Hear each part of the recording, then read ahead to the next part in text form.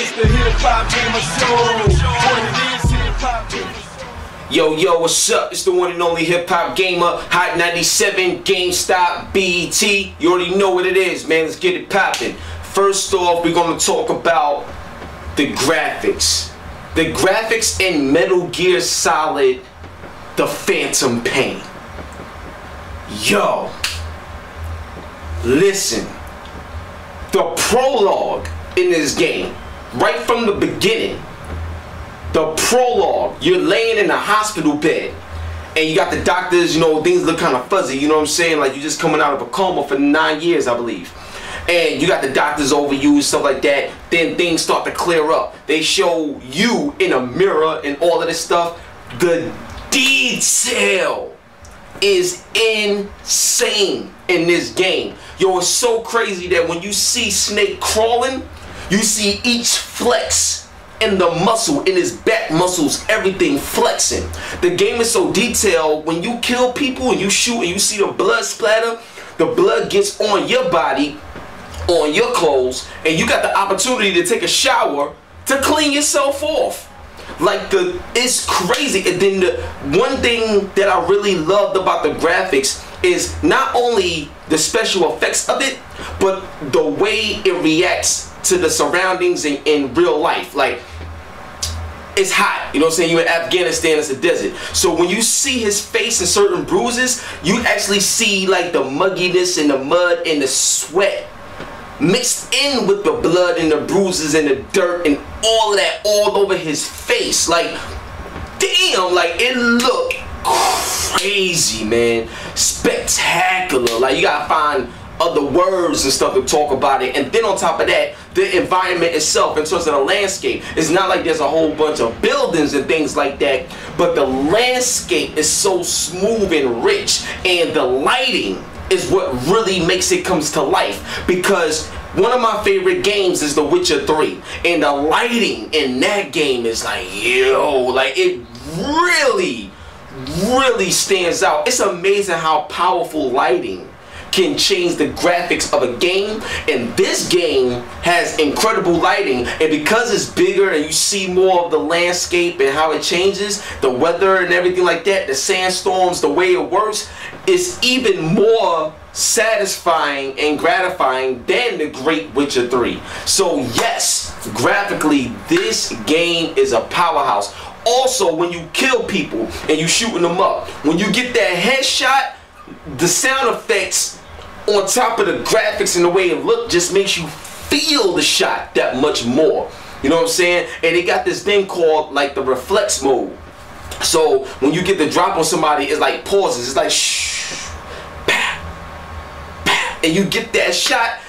Graphically, it just is mind-blowing, man. So yes, I'm very impressed with the graphics, especially when they zoom in on the cutscenes and when you see like certain discussions happening. I mean, all the detail, the stitching on Snake's outfit, all of that, you can see how it was sewed in, like up and under, over under, like you can see this. Yo, I quit, man. It's like, yo, graphics nowadays in these games that we see on these new powerful systems, man, we just came a long way, man. So graphically, yes, this game is truly beautiful. Alright, that's the first thing. The next thing I want to talk about is the gameplay. Now here's where Metal Gear this is why a lot of people in a lot of their reviews have also said that this is the best Metal Gear they have ever played. And I'm gonna be honest with you, I can second that, man. This is the best Metal Gear ever developed, period. And I'm gonna tell you why. It's truly, in my opinion, the first time you can really play the way you want to play. And because of that, it makes you think completely different, because the way the game comes at you and also the way you can come at the game. It's truly an unlimited design of gameplay.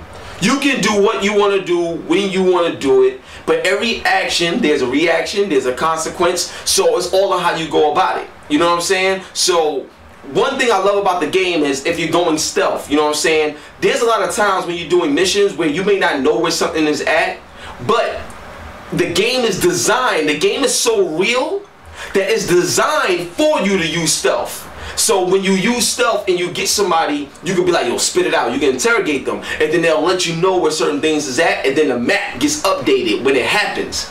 You see what I'm saying? And then you could kill them, or you could knock them out and send them back to Mother Base. So to me, I feel that that realism right there, it kind of, I wouldn't say it forces you to use stealth, but it makes you appreciate why this is a stealth game. But for those that want to go balls out, you can appreciate the game that way too, because of the weapons that you can use and unlock. They got so many different weapons. You can call in airstrikes. You can do so many things. So because you got so many weapons, it gives you that much more of a variety of how you want to play. So if you want to be Rambo, you can go and be Rambo and still be successful. You don't ever feel stripped in this game at all. You know what I'm saying? You use your binoculars, scan the area. Like if you see a situation where it's nighttime, but you want to do it in the daytime, you can smoke your cigar, pass the time, get the time lapse and everything. You can truly play this game the way you want to play it. And I think that is what makes Metal Gear The Phantom Pain truly phenomenal, because everything truly works. Not just in terms of controls and responsiveness, but it works according to the way you think. The way you want to approach things, like if you think it, you can do it in this game. You just gotta carry it out that way. And if you get into an emergency situation, you can run, you can dive, you can evade, you can shoot like this, you can roll, you can switch weapons. Like it's just so amazing how like intuitive it is. Yo, like damn son, like the gameplay is truly groundbreaking in my opinion for the stealth genre and overall Metal Gear itself and the team.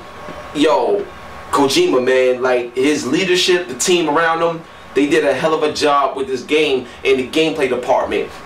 You know, for example, just to give you some of my experiences with the gameplay. So you go to a big base and let's say you gotta rescue, you know, one of the prisoners because you need their information or something like that. You know what I'm saying? The game is so amazing that if you don't tag everybody you see, if you miss movement or something like that, these people, the AI is so smart.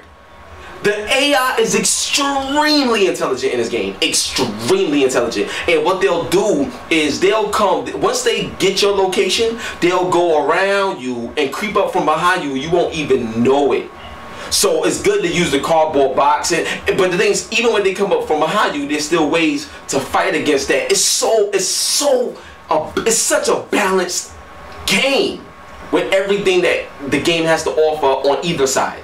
You know what I'm saying? It's fair. You can do what you want to do. It's incredible. And then, but anyway, so I'm up here shooting everybody and stuff like that. Got the sniper rifle out, lighting people up, right? But you know, there's a risk. You miss that shot, and they figure out where you at. You gotta run a lot. So I had to run a lot. I had to run, duck, dodge, jump, evade, switch weapons, shoot, duck again, run, and then find locations to kind of chill out, get my health back. Then if you get hit too hard, you gotta use your first aid spray, then get up and start running. And then in the process of doing all this other stuff, you got a sandstorm that'll come. So the sandstorm comes, so it's hard for you to see, so you can put your night vision goggles on during the sandstorm if you want to kind of get more, you know, like a thermal reading on where they at, then start picking them off and this and that. Yo, just everything I just explained, when you play it and experience it, it's like, damn, it was the rush that you get in certain situations that this game provide is unparalleled. Like, you're not going to get this in any other game of stealth, like the way they designed it. Like, you know what I'm saying? So I think that is what makes this game stand out so much from the gameplay department. You feel me? Now, another thing I want to talk about in terms of gameplay is the features. Like, and I give you an example. When you are, like, let's say you're in like a real tight situation and stuff like that, you could call on like an airstrike to, you know, destroy everybody there. But the cool thing about it is you can also use the airstrike to like noise cancel. So like when you do that, let's say the airstrike is coming, everybody's running and they scared, they see all this stuff blowing up, you can still be picking people off and they don't even know. They think they're getting killed by the actual artillery strike when you actually sniping them, because certain people may be in different areas, so you can't get everyone with one artillery strike. Oh my God, do you hear what I'm saying? The joint is fire. So I enjoy the gameplay a lot. Now the next thing I want to talk about is some of the cool features within the actual game. One of the features that I really like is Mother Base. And Mother Base is like when you on out in the field and you like tranquilize a soldier or something, you could, or not just soldiers, you could take soldiers, you could take cars, you could take like mounted weapons and all this other stuff, and you got this like balloon type of thing, and it sends it up to Mother Base, and then you can take all the staff and put them where they need to be, so you can level up your research and development team, so you could get more weapons unlocked and stuff like that. You know what I'm saying? So you can progress to the game and have better weapons and better artillery. Then you could get like health and stuff like that, so you could make sure that the soldiers, like soldiers may get diseases, soldiers may fight on the Mother Base deck. Like there's a lot of things that happens in real life military, and they have that in the game in Mother Base, and you can build facilities, you can do all these things. So it's truly like a major RPG element to this game. And then what's so cool about this game in terms of a feature is, let's say you run out of ammo, you in the middle of a battle, in the middle of a war, you can actually call for the helicopter to bring some supplies for you, and then you can run, get the supplies. Now you back to full ammo, and you can get back in the game. Yo, this is in the game. Like Metal Gear is serious. Like for real, it's that phenomenal. Like for real. Now, the next thing I want to talk about is presentation. Now, I was blown away from the beginning of the game with the way that prologue was. But here's a part about the game where I feel that when Metal Gear Solid 4 came out, there was a lot of reviewers and a lot of people complaining about the long cutscenes. You know, you had cutscenes that was like 15 minutes long and whatever. But, you know, they telling a story. So to me, it didn't bother me that much. But I understood where people was coming from, because you could do a great cutscene, but when it's that long, you're taking out of the game too much for too long. And I feel like cutscenes are phenomenal. They're great. They're needed. I love cutscenes, but you can overdo anything. You see what I'm saying? So you got to have a balance of gameplay and cutscenes. It can't be too long of a cutscene and then a little bit of gameplay, or sometimes too long of gameplay and not enough cutscene to fill in the story. Like you just gotta find a good balance, in my opinion. But I don't mind cutscenes. I love them. You know what I'm saying? So in Metal Gear Solid 5, from my experience, I haven't seen a lot of cutscenes in this game. Like in the beginning of the game, that prologue, you see a lot of cutscenes and everything, but it's bringing you into the game. After that, everything is episodic. Now, I love episodic games. Like Battlefield Hardline, like it feels like I'm playing a TV show. I also love, you know, The Walking Dead and all these other episodic games. Like I love those type of games. Life is Strange and all that other stuff. I love those type of games. But I feel that the way it's designed in Metal Gear, it's like you choose a mission, they talk to you via the briefing tapes, then you go out into the mission and you do it.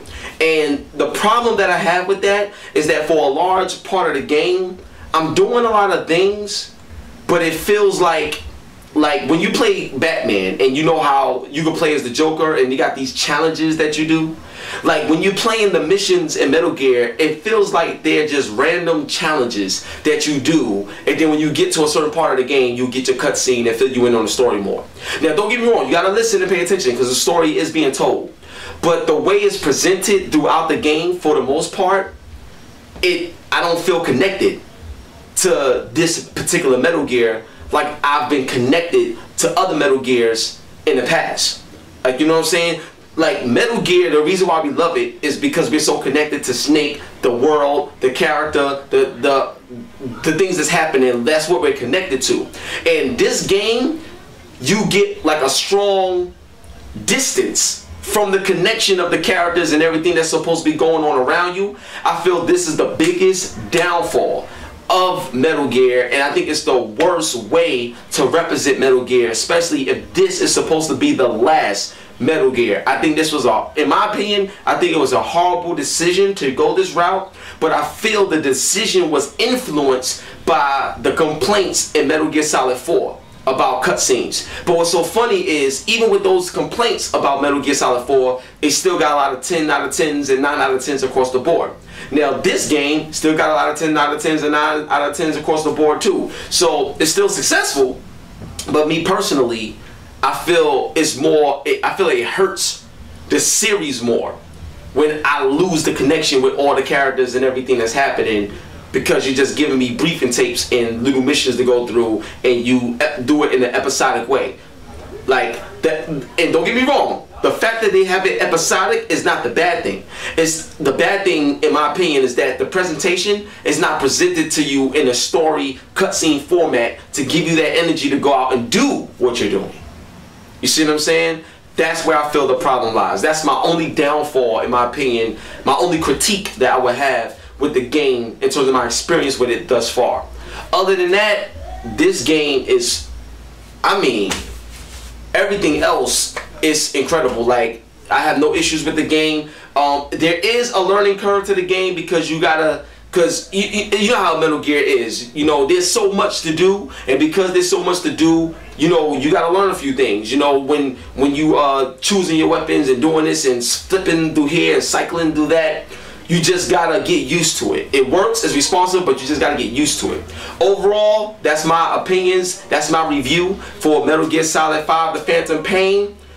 It's, yo, in my opinion, definitely recommend it. You guys should go pick it up. You girls should go pick it up. Enjoy the game. One love, God bless, the one and only hip hop gamer, Hot 97, GameStop BT. We out, baby. Peace.